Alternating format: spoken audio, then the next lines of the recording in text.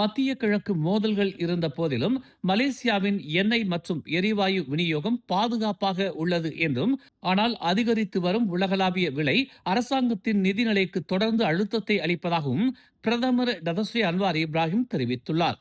Iran, Russia, Turkmenistan மற்றும் Uzbekistan உள்ளிட்ட பல முக்கிய நாடுகள் உடனான தனது தூதரக உறவுகள் மூலம் விநியோகம் குறித்த உறுதிமொழிகளை மலேசியா பெற்றுள்ளது என்று அன்வார் கூறினார்.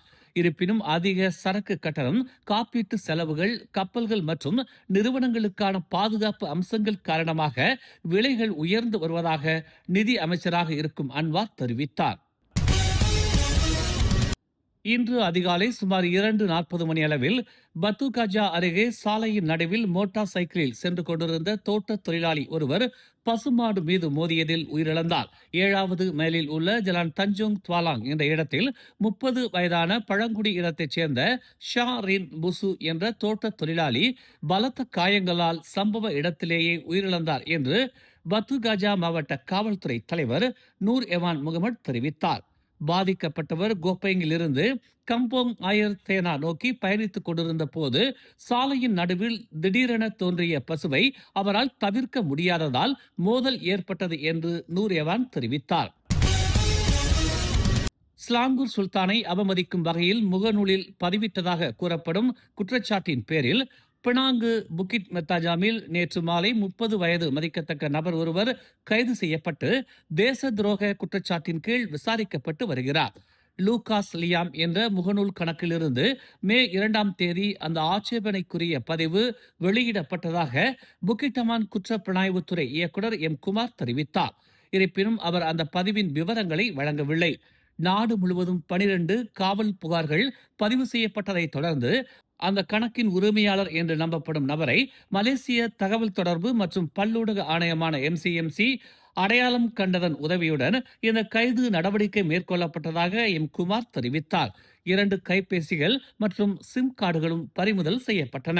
சந்தேக நபரை இன்று நீதிமன்ற காவலில் வைக்க காவல்துறை விண்ணப்பிக்கும் என்று எம் குமார் கூறினார்.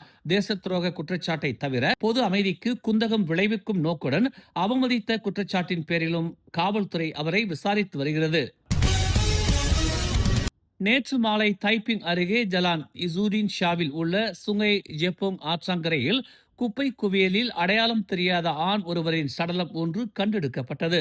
மாலை 6:45 மணிக்கு அவசர அழைப்பு வந்ததாகவும் ஆற்றங்கரையில் உள்ள குப்பை குவியலில் பொதுமக்கள் சடலத்தை கண்டெடுத்ததாகவும் காவல்துறை மூலம் தங்களுக்கு தகவல் கிடைத்ததாகவும் தீயணைப்பு மற்றும் மீட்புத்துறை தெரிவித்துள்ளது. தீயணைப்பு வீரர்களால் சடலம் மீட்கப்பட்டு மேலதிக நடவடிக்கைக்காக காவல்துறையிடம் ஒப்படைக்கப்பட்டது. பரபரப்பாக நடைபெற்றுக் கொண்டிருக்கும் தமிழக தேர்தல் வாக்கு எண்ணிக்கை 2:30 மணி நிலவரப்படி தற்போது விஜயின் தமிழக வெற்றிக் கழகம் 102 இடங்களில் முன்னிலை பெற்று முதல் இடத்தில் உள்ளது. அதிமுக 71 இடங்களை பெற்று 2ஆம் இடத்திலும், 61 இடங்களை பெற்று திமுக 3ஆம் இடத்திலும் உள்ளன.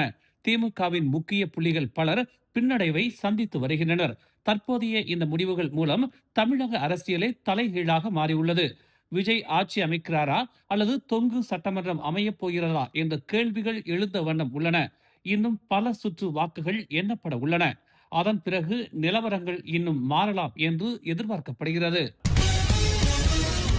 மேலும் செய்திகளை தெரிந்து கொள்ள தமிழ் மலர் இணையதளம், தமிழ் மலர் செயலி மற்றும் மலர் டிவி யூடியூப் சேனலை வலம் வாருங்கள். எங்களோடு இணைந்திருக்க மலர் டிவியை பதிவு செய்து கொள்ளுங்கள். உறவுகள் மகிழ்ந்திட விருப்பம் மற்றும் பகிர்வு சேவையை சொடுக்கிடுங்கள்.